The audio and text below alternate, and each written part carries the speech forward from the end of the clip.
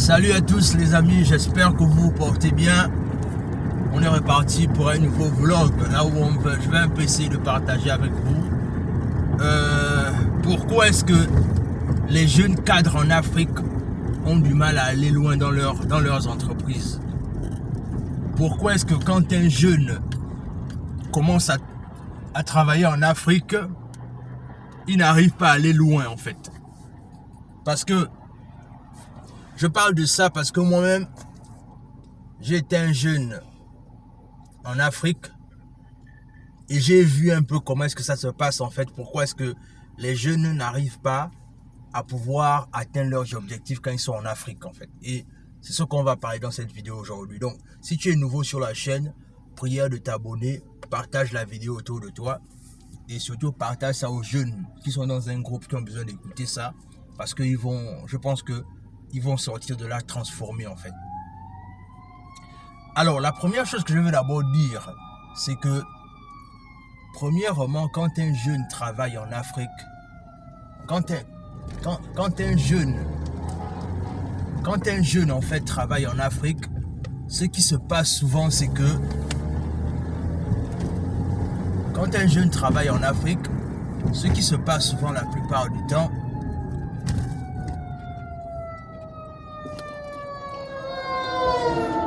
on est obligé d'attendre parce qu'il y a les pompiers qui passent.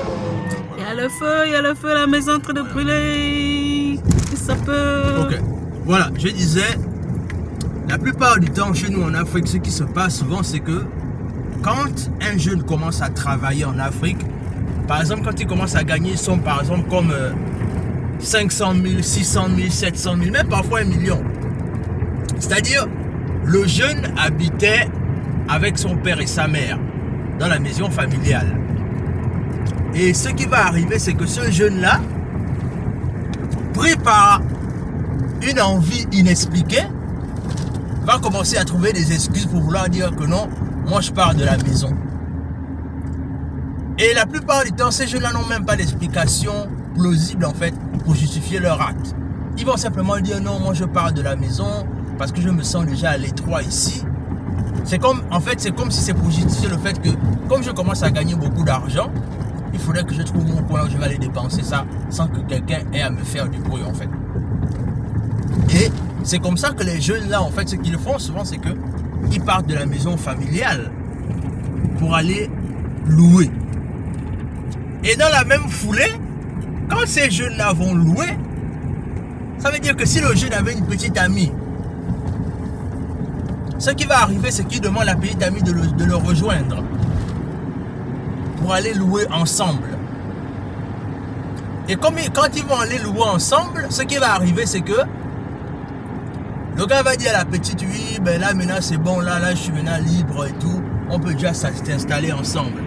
Mais le problème dans cette histoire, c'est que quand le jeune s'installe avec la petite comme ça, la première erreur que ce jeune-là fait, et c'est ce qui est l'erreur la plus commune, c'est que il fait sortir la fille d'autrui dans sa maison pour qu'elle s'installe avec lui sans engagement. C'est-à-dire, la petite est sortie de chez elle, elle a rejoint le gars qui a loué une maison parce qu'il travaille. Il a commencé à promettre à la jeune fille que oui, on va faire X, on va faire Y. Et c'est comme ça que la jeune fille quitte de la maison familiale pour aller s'installer chez le jeune homme. Au début, ce qui se passe, c'est que ils avaient tous les plans qu'ils voulaient faire. Ils avaient tous les projets. Mais quand l'argent commence à couler à flot, eh bien, ce qui arrive aussi, c'est que les petites aussi commencent à couler à flot. Ce qui fait que il a commencé à avoir la fille d'autrui dans la maison, mais dans le long terme, ils vont rester ensemble, sans engagement comme je disais. Et après, ce qui va arriver, c'est que la fille va commencer à tomber enceinte. Ça va donner 1 enfant, 2 enfants, 3 enfants, 4 enfants, et il n'y a toujours pas de fiançailles, pas de dot, encore moins de mariage. Et la fille, elle est déjà en train de se détériorer dans la maison. Et le gars, il continue toujours à travailler. Mais comme le gars travaille Il est toujours en train de faire les promesses à la petite. Que oui, on va se marier, tant on va construire une maison, quand on sera. Mais le temps est en train de passer. Maintenant, ce qui arrive, c'est que souvent, les circonstances de la vie peuvent frapper. Et maintenant, ce qui va arriver, c'est que l'homme, par exemple, qui travaillait quelque part, qui ne pensait même pas à créer des revenus passifs, lorsque il quitte son emploi, parce que ce qui arrive souvent la plupart du temps, c'est qu'après on te vire au boulot, peut-être par rapport au fait que tu as fait une faute ou bien peut-être on va diminuer l'effectif. Ce qui arrive, c'est que l'homme qui promettait à la femme que je vais t'épouser, je vais te faire ceci, je vais te faire cela, maintenant comme on l'a viré du travail et qu'il n'y a plus l'argent, ce qu'il va dire à la fille d'autrui, c'est que finalement je pense plus que je pourrais encore te marier parce que là j'ai perdu l'emploi.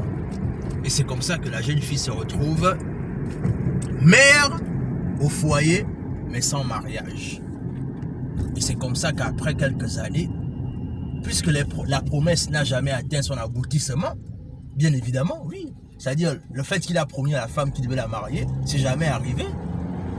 Mais, la femme prend de l'âge et puis après, ça commence à avoir les problèmes. Et puis finalement, si elle est courageuse, elle décide finalement de rentrer chez elle, même si elle va prendre la honte, mais elle décide quand même de rentrer chez elle. Mais les plus courageuses aussi, ce qu'elles font, c'est que elle décide quand même de rester et puis voilà, elle espère que ça va changer avec le temps. Voilà. Mais pourquoi je te parle de cette histoire aujourd'hui en fait? Je te parle de cette histoire parce que je veux en fait adresser ce message à toutes les jeunes filles africaines qui se sont peut-être fait avoir quelque part par un homme qui avait promis beaucoup de choses mais qui n'a jamais tenu ses promesses. Je vais te dire toi aujourd'hui que en fait les femmes ne réalisent pas le pouvoir qu'elles ont en fait. Les femmes ne réalisent pas le pouvoir qu'elles ont. C'est-à-dire, je vais aller loin en disant que l'homme contrôle l'accès à la relation et la femme contrôle l'accès au sexe. Ça veut dire quoi? Ça veut dire que la relation, ça se joue dehors. Mais le plus important se joue entre les quatre murs. Parce qu'un homme peut faire n'importe quoi à sa femme quand ils sont dehors, hein, pour montrer qu'il est homme. Mais vous et moi, on est bien convaincus d'une chose, c'est que quand la femme a le pouvoir, n'est-ce pas? Elle sait ce qu'elle fait en fait avec ce pouvoir. Bien sûr, chouchou. Et moi, je prends ce côté-là en fait pour dire clairement à mes soeurs et à mes petites soeurs, peut-être même à quelques-unes de mes mamans, bien évidemment, c'est que il est temps que vous faites ce qu'on appelle un coup d'état en fait, ce que j'appelle un coup d'état. C'est-à-dire, il est temps que vous repreniez le pouvoir qui vous est dû en fait. Les femmes, vous avez le pouvoir, ne vous laissez pas malmener par les hommes. Mais je veux simplement dire une chose, c'est que beaucoup de femmes ne réalisent même pas une chose, c'est que la femme peut décider quand est-ce que l'homme peut la marier. Mais ce qu'on laisse toujours croire en fait, c'est que on pense toujours que c'est l'homme qui décide quand est-ce qu'il va marier la femme. Mais alors que c'est même pas vrai en fait. La femme peut décider quand est-ce que l'homme va la marier. Ouais, je suis tout mais à fait le d'accord. problème, c'est que beaucoup de femmes ne connaissent même pas leur pouvoir. Et comme elles ne connaissent pas leur pouvoir, elles se laissent manipuler par les hommes. Les femmes, connaissez votre pouvoir. Vous avez le pouvoir. Donc, Ok. moi je vais simplement vous dire une chose, c'est que je ne pourrais pas parler de ce pouvoir-là ici parce que ça doit faire l'objet d'un coaching particulier parce que, comme je l'ai dit, je n'aime pas parler de relations, mais l'expérience qu'on a dans les relations, si on décide d'en parler, hein, bref. Mais je vais simplement vous dire, c'est que vous avez un pouvoir que vous ignorez en fait. C'est vous qui contrôlez. Mais je me pose la question de savoir comment est-ce que quand je parle toujours à certaines femmes, c'est-à-dire elles sont dans le sens là où c'est comme si en fait elles étaient elles étaient en fait des citrons qui ont été déjà pressés. Alors que c'est elles qui devraient même presser, mais ne connaissent pas comment le faire. Comprenez que vous avez un pouvoir et que il y a des hommes qui sont toujours là pour promettre des choses. Mais je pense que, regardez bien, quand vous installez avec un homme, l'homme sait s'il va te marier au bout de 6 mois de la relation. Je répète, un homme sait s'il va te marier au bout de 6 mois de la relation. Si après 6 mois, il ne te parle pas des choses comme ça, en fait, il faut déjà chercher ta route, en fait, comme on dit. Parce qu'il n'y a pas de miracle. Nous, les hommes, on a un critère de sélection qui n'est pas semblable à vous, les femmes. Quand il s'agit de choisir le genre de femme qu'on veut avoir. Nous, on n'est pas pareil. C'est-à-dire, nous, au bout de 6 mois, on sait déjà si on veut se projeter avec cette dame ou pas. Et vous aussi, vous devez avoir vos critères. Et moi, je sais que vous avez vos critères là. Mais le problème, c'est que vous ne les mettez pas assez en action. Et comme vous ne les mettez pas assez en action, c'est la raison pour laquelle vous êtes toujours dans la situation là, vous êtes dédominé en fait. Donc, les amis, à mes frères et à mes sœurs, prenez conscience du pouvoir que vous avez. Partagez la vidéo, abonnez-vous à la chaîne et surtout laissez des commentaires parce que c'est vraiment une première capsule que j'ai d'abord envie de tester.